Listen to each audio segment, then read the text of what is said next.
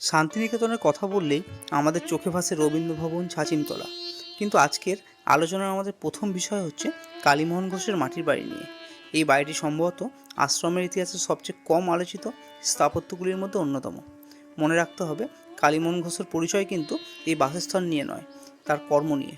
তিনি ছিলেন রবীন্দ্রনাথের স্বপ্নের শান্তিনিকেতনের একজন পরিচালক। তিনি কেবল শিক্ষক ছিলেন না, তিনি ছিলেন একজন কর্মী, যিনি জীবনের শেষ দিন পর্যন্ত গ্রামে গ্রামে ঘুরে গ্রাম সেবার কাজ করতেন। ফলে তার বাসস্থানটি ছিল তার কঠোর কর্মবার্তার প্রতীক।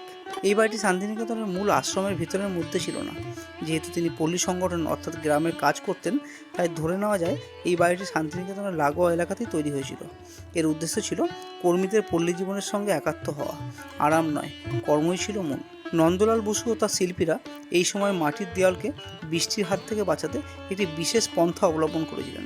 তারা মাটির সঙ্গে আলকাতরার মিশ্রণ ব্যবহার করতেন, যাতে দেয়ালকে জল প্রতিরোধী করে তোলা যায়। তাই কালীমোহন ঘোষের মাটির বাড়িটিকে কেবল একটি বাসস্থান হিসেবে না দেখে বরং এটিকে রবীন্দ্রনাথের পল্লী পুনর্গঠনের স্বপ্নের প্রতিচ্ছবি এবং একজন আত্মত্যাগী কর্মীর অনাড়ম্বর জীবনের স্মারক হিসেবে দেখা উচিত। এই স্থাপত্য প্রমাণ করে আশ্রমের আদর্শে থাকার জায়গা তৈরি হতো জীবনযাত্রা এবং কাজের প্রয়োজন অনুযায়ী, বিলাসের জন্য নয়।